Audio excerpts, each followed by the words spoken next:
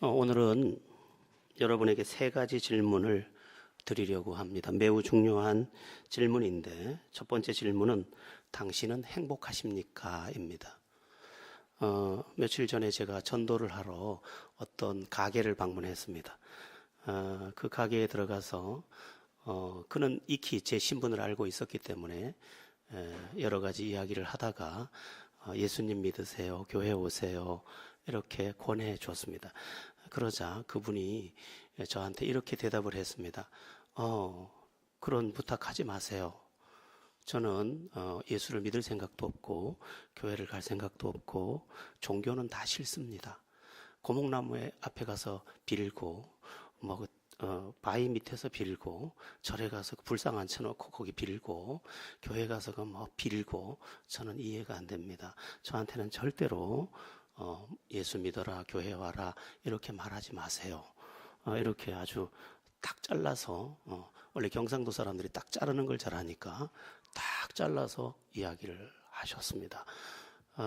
그래서 너무 딱 잘라서 단호하게 이야기하기에 돌아서려는데 제 마음에 한 가지 질문이 떠올랐습니다. 그 질문이 뭐였냐면 저기 사장님은 행복하십니까? 그 질문을 했습니다. 그러자 이 사장님이 의외의 대답을 저에게 해줬습니다. 그 대답이 뭐냐 하면 세상에 행복한 사람이 어디 있습니까? 제가 대답했습니다. 행복한 사람 있습니다. 그가 누굽니까? 어떤 아이가 엄마를 잊어버리고 사탕으로 매일 자기의 기쁨을 찾았는데 어느 날 엄마를 만나서 사탕을 내버리고 엄마 품에 안겨서 엄마 하고 흐느끼며 행복해하는 그것처럼 하나님을 만난 사람은 모든 것을 내려놓고 하나님 안에서 행복해집니다. 그런 일이 가능합니까? 네, 그럼요. 얼마든지 가능합니다. 제가 그 장본인입니다. 저도 어느 추운 겨울날 그 아버지 하나님을 만났습니다. 그래서 내가 그렇게 집착하던 거 다 내려놓고 심지어 그 머리 나쁜 내가 신학대학을 가고 대학원을 마치고 오늘 목사가 되어 있습니다. 나는 행복하다고 고백할 수 있습니다. 이렇게 그에게 말했습니다. 여러분 그때 그분에게 물었던 질문을 여러분에게 다시 한번 해보고 싶습니다. 여러분은 행복하십니까? 행복하지 않다면 그 이유가 뭘까? 유명한 어거스틴, 성자로 불리는 유명한 어거스틴은 이런 말을 했습니다. 인간에게는 하나님만으로 채워질 수 있는 거대한 공간이 있다. 뭘 갖다가 채워도 안 차는 공간이 있다는 겁니다. 아무리 가져도 여전히 불행할 수밖에 없는 인간의 구조가 인간 안에 있다는 것입니다. 또 여러분도 다 알 법한 저 유명한 파스칼은 이런 말을 했습니다. 사람에게는 하나님만으로 내가 하나님을 만날 때까지 내게 참된 안식이 없었나이다. 내가 돈을 가지고 있고 권력을 가지고 있어도 안식, 평안은 없더라는 것입니다. 그렇습니다. 다 가져도 만족할 수 없는 것이 우리네 인생입니다. 더 맛있는 것을 먹고 더 좋은 구경을 하고 더 많은 돈을 가져도 여러분 여전히 목마를 것입니다. 근데 여러분은 저에게 이렇게 이야기할 겁니다. 아이고 목사님 그렇지 않습니다. 저는 큰 욕심 없고요. 조금 욕심이 있습니다. 그게 뭐냐 하면 돈이 지금보다 조금만 더 많았으면 좋겠고요. 몸도 조금만 더 건강했으면 좋겠고요. 남편이 나한테 조금만 더 잘해줬으면 좋겠고요. 자식이 지금보다 조금 더 잘해줬으면 좋겠고요. 조금 큰 욕심 없습니다. 자, 가정을 해보겠습니다. 여러분이 만일 그 원하는 대로 조금 더 형편이 나아지고 조금 더 남편이 잘해주고 조금 더 여유가 있으면 여러분 행복하겠습니까? 그렇지 않습니다. 그 다음에 또 이야기합니다. 큰 욕심 없어요. 조금만 더 편안해지면 조금만 더 쉴 수 있으면 조금만 더 여유가 있으면 인간은 하나님 밖에서 언제나 목이 마른 갈증의 존재입니다. 그러니까 결코 여기까지 도착을 해도 여기서도 또 목이 마른 것이 인간이라는 것입니다. 그럼 왜 인간은 만족할 수 없을까? 왜 진정한 행복에 도착할 수 없을까? 성경은 그 이유를 아주 간단하게 말하는데 생수의 근원이신 하나님을 떠났기 때문이라 그렇게 말씀합니다. 하나님을 떠난 게 문제다. 이건 매우 중요한 이론입니다. 나무가 땅을 떠나면 어떻게 됩니까? 나무가 땅을 떠나는 순간 시들기 시작합니다. 똑같은 원리입니다. 인간이 하나님을 떠나면 시들게 되어 있습니다. 그것은 창조의 법칙입니다. 하나님께서 나무를 만들 때 너는 흙 위에서 살아라. 이건 정해진 겁니다. 그런데 나무가 흙을 떠나는 순간부터 점점 시들기 시작하는 거죠. 인간도 하나님을 떠나서 30년, 40년, 50년, 60년을 살지만 점점 시들다가 어느 날 죽지 않습니까? 어떻게 시듭니까? 어떻게 비틀어집니까? 외로워서 비틀어지고, 괴로워서 비틀어지고, 목이 말라 비틀어지고, 갈증에 뒤틀리다가 나중에는 신음하다가 떠나는 것이죠.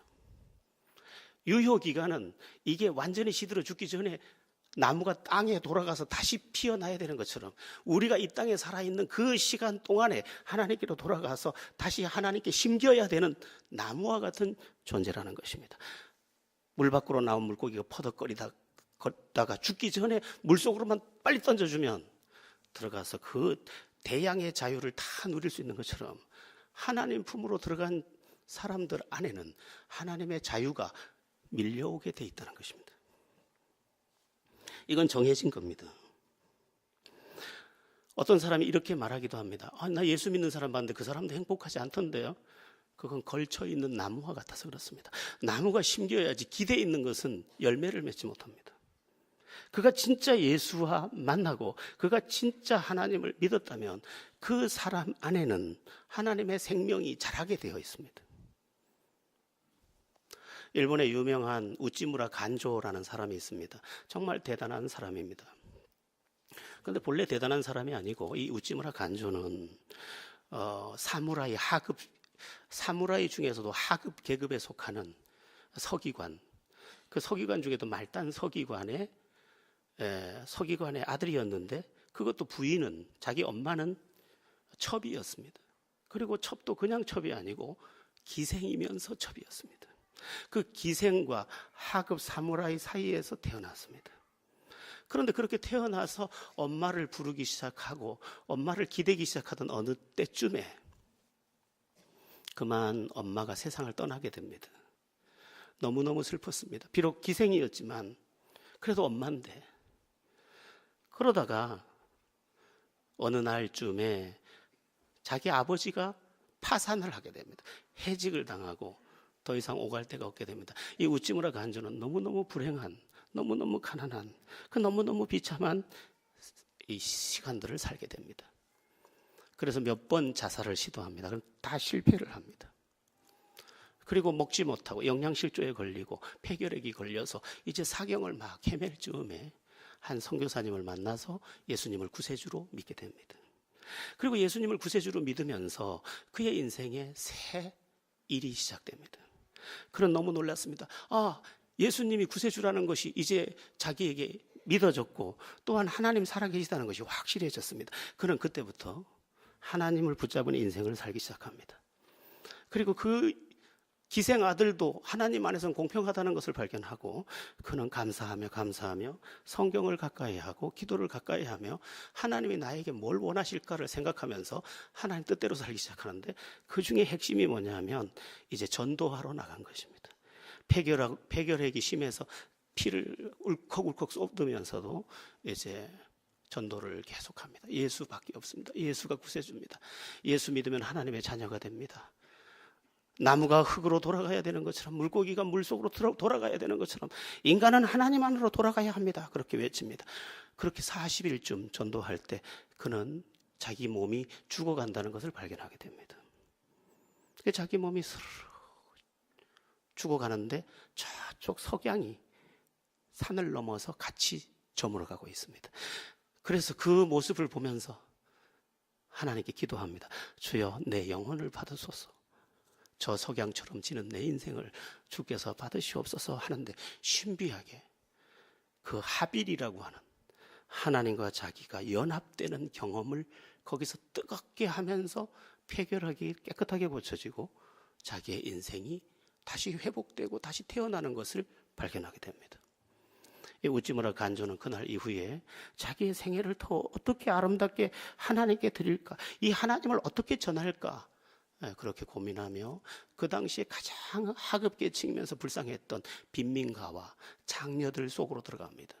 그리고 그 빈민들과 장녀들을 향해서 전도하다가 그 장녀들 뒤에 있는 건달에게 매일 두들겨 맞고 한 번도 몸이 성한 적이 없이 집에 들어와서 0.6평짜리 다다미 방에서 또 울다가 또 나가서 다음날 전도하고 또 울다가 다음날 가서 전도하고 그런 일생을 보내게 됩니다.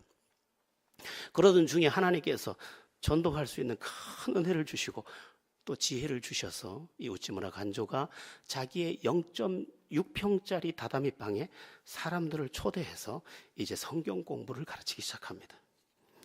그 우찌무라 간조의 성경 공부는 너무너무 놀랍습니다.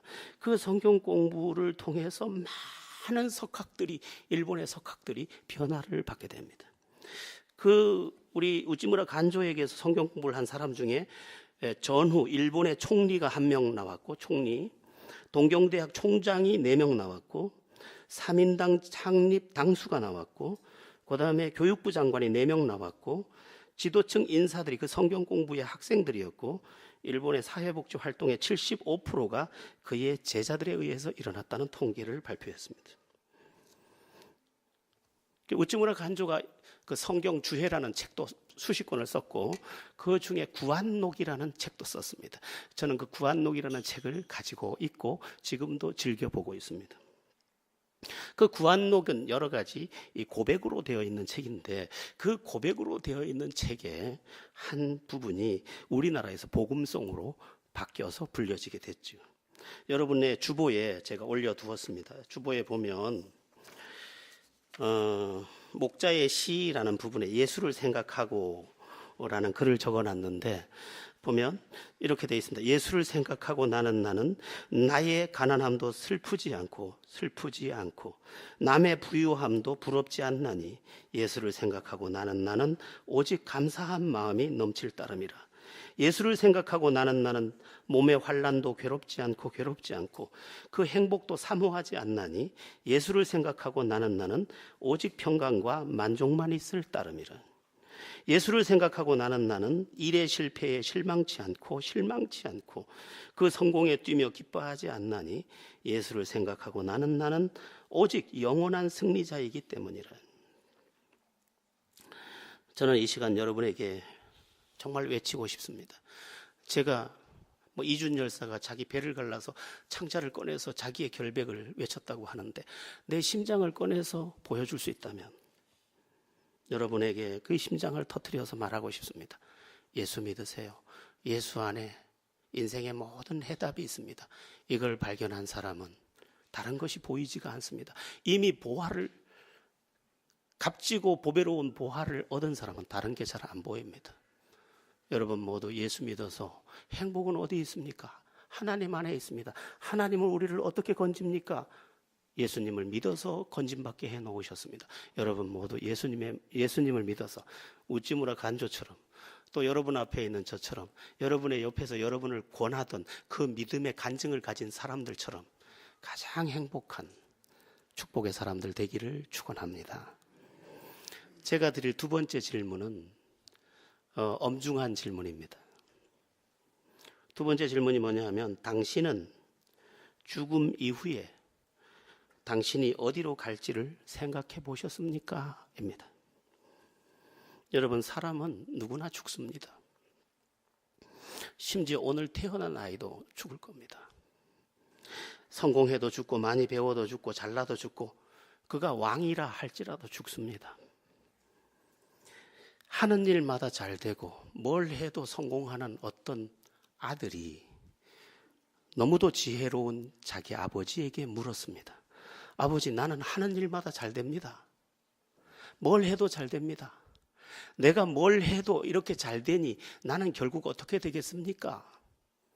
지혜로운 아버지가 대답했습니다. 죽게 될 것이다. 네가 성공해도 죽고 네가 원하는 걸 다 가져도 죽고 모든 걸 다 이루어도 너는 죽게 될 것이다. 그렇게 대답했다는 것입니다. 얼마나 지혜로운 대답입니까? 여러분, 다 가져도 죽습니다. 재미난 짤막한 글 하나를 봤는데 이런 내용이더라고요. 인간은 머리가 좋든 나쁘든 공부를 잘했든 못했든 결국 한 대학에서 만나게 된다. 그 대학은 노인대학이다.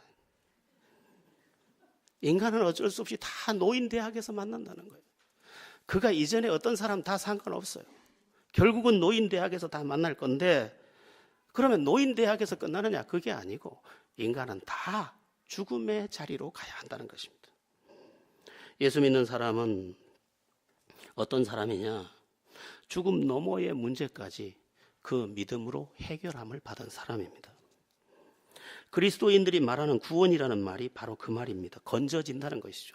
예수 믿으면 크게 두 가지에서 건져집니다. 첫째가 불행입니다.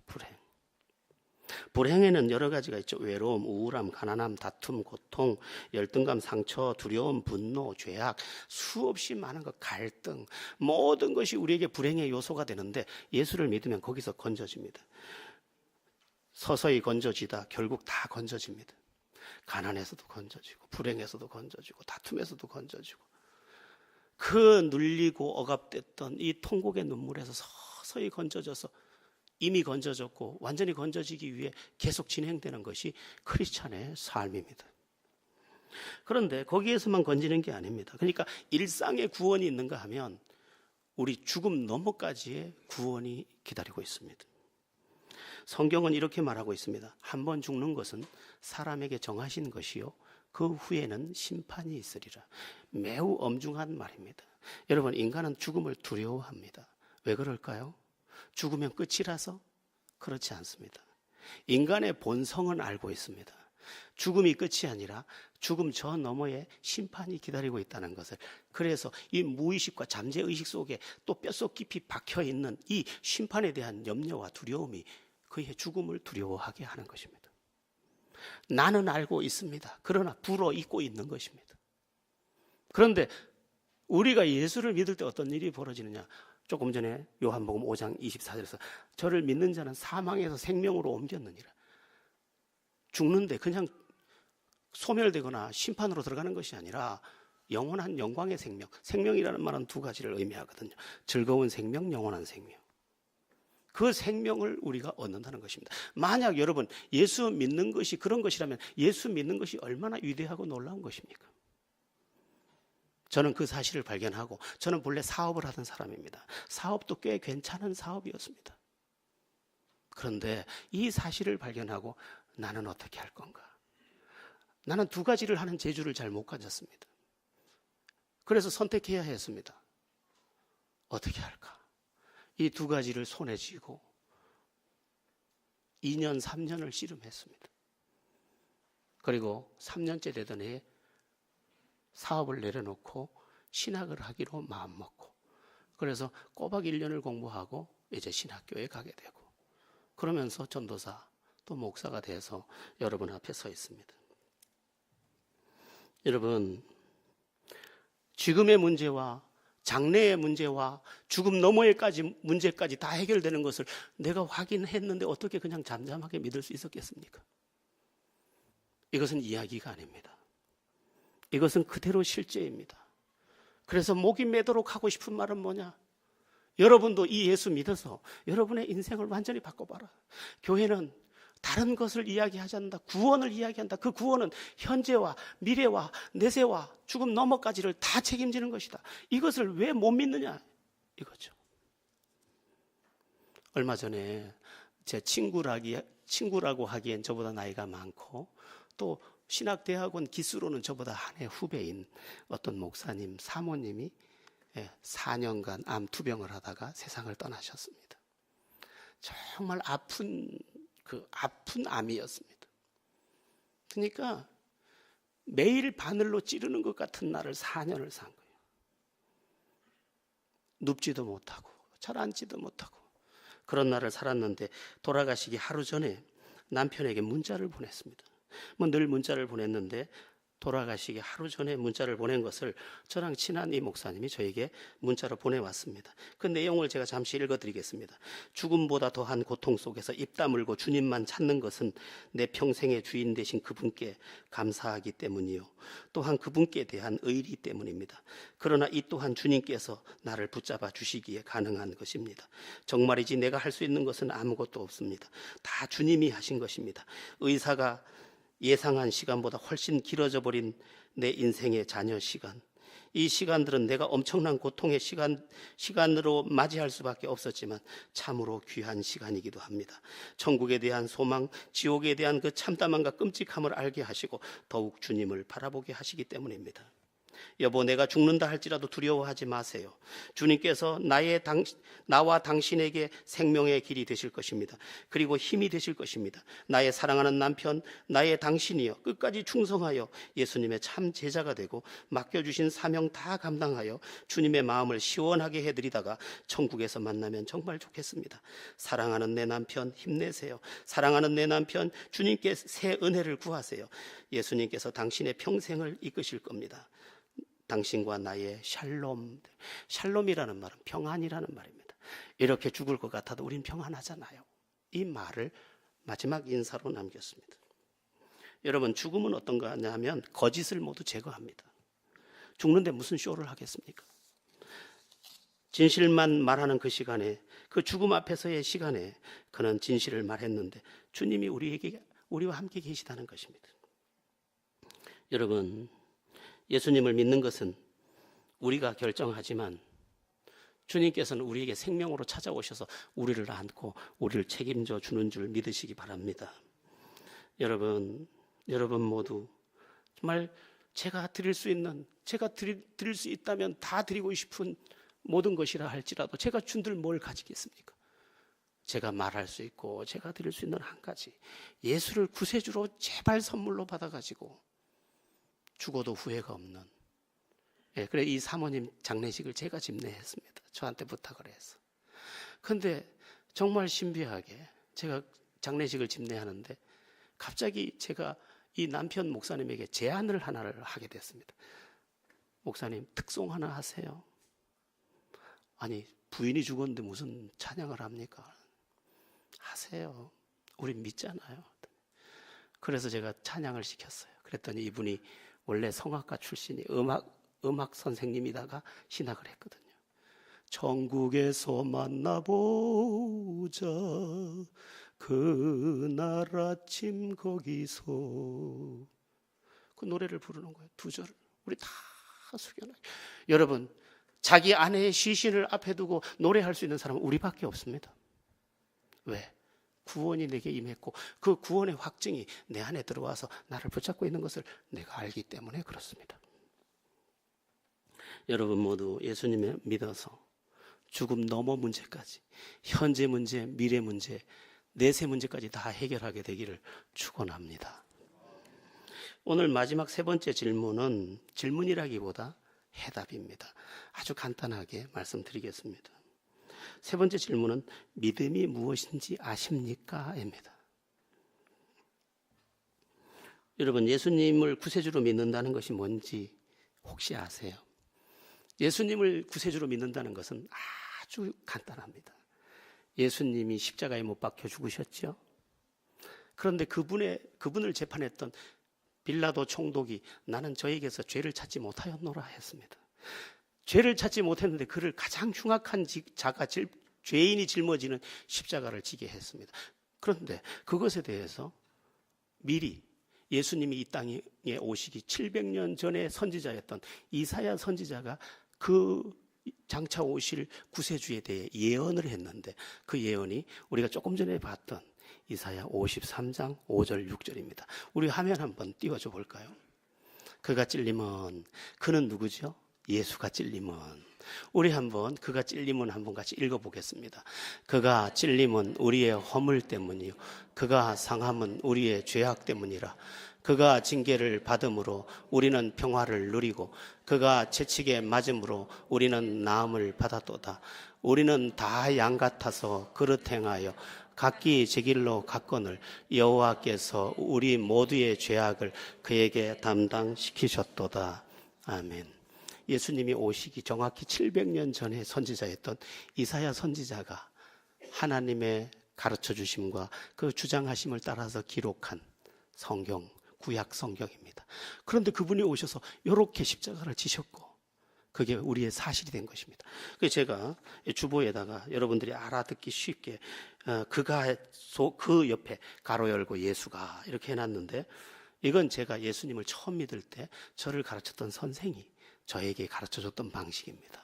우리 함께 그가를 빼고 그가의 자리에 예수가 찔림은 그가 대신 예수를 넣어서 한번 같이 다시 읽어보겠습니다. 시작. 예수가 찔림은 우리의 허물 때문이요 예수가 상함은 우리의 죄악 때문이라.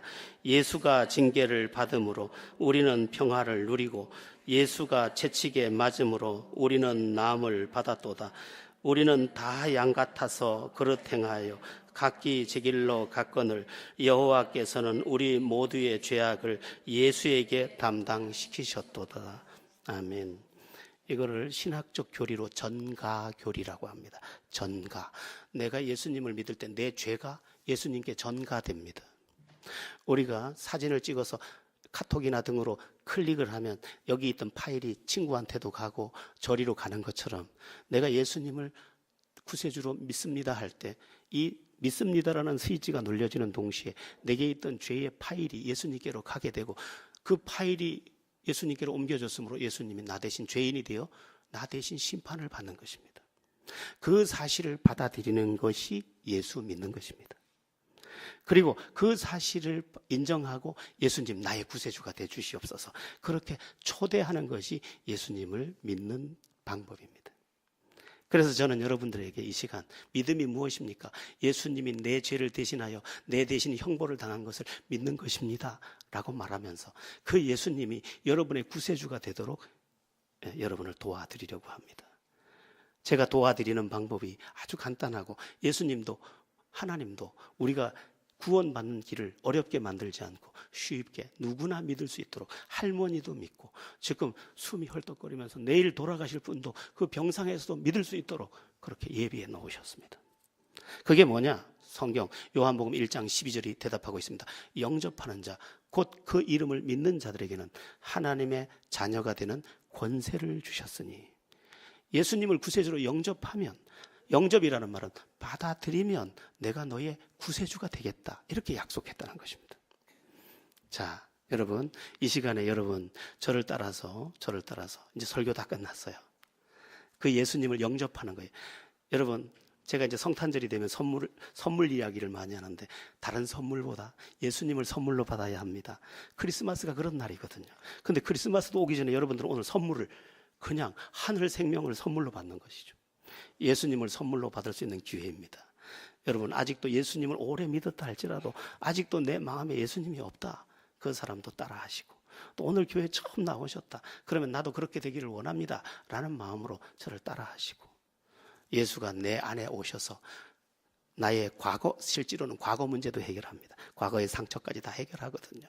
과거 문제 해결하고, 현재 문제 해결하고, 미래 문제 해결하고, 죽음 넘어 내세 문제까지 다 해결하는 이 구원의 길, 오늘 이제 받아들이시면 됩니다. 제가 이 방송, 이런 전도 방송을 지금도 극동방송에서 하고 있습니다. 여러분들 저를 따라, 그렇게 매주 화요일 되면 제가 방송을 하는데, 그때마다 한 명, 두 명씩 예수님을 영접하고 구원받은 소식들을 전해 듣고 있습니다. 한번 저를 따라서 우리 함께 다 함께 눈을 한번 감아볼까요? 눈을 감을 때 진실해지잖아요. 우리 눈을 감아보겠습니다. 눈을 감고 저를 따라서 한번 그렇게 되기를 바라는 마음으로 한번 기도해 보겠습니다. 사랑하는 예수님, 나는 예수님을 믿고 싶습니다. 지금 이 시간 십자가에서 내가 당할 죽음과 저주를 가져가시고 모든 저주를 물리치신 예수님을 나의 구세주로 내 마음에 영접합니다. 나를 받아주시고 나를 구원해 주시옵소서. 모든 불행에서 건져주시고 심판과 지옥에서도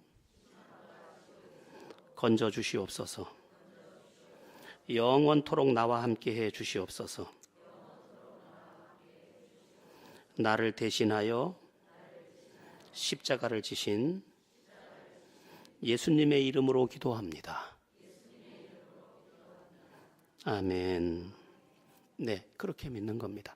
요만한 씨앗을 하나 들고 그 거친 흙에다가 톡 던져놓고 살짝 덮어놓으면 그게 싹이 나서 자라듯이 내가 오늘 아주 간단하게 나 예수님 믿고 싶어요. 내 안에 들어오셔서 나의 구세주가 되주세요. 이렇게 한 이 그냥 살짝 던져진 씨앗 같은 이것이 내 인생에 들어와서 내 인생을 다 바꿔놓을 수 있는 겁니다. 저도 28살에 어떤 사람의 그 말 한마디를 받아들였는데 그게 거목이 되고 이래 자라서 여러분 앞에서도 이렇게 말하는 사람이 되어 있습니다. 여러분 모두 오늘 예수님을 초대하고 모셔드렸으니까 내 안에 생명의 씨앗이 들어온 것으로 믿고 그것을 꼭 움켜서 또 교회까지 나오셔서 이 축복, 이 생명, 이 행복, 이 영광, 죽어도 두려울 게 없는 평강 다 가져가시기를 주 예수의 이름으로 축원합니다. 기도하겠습니다.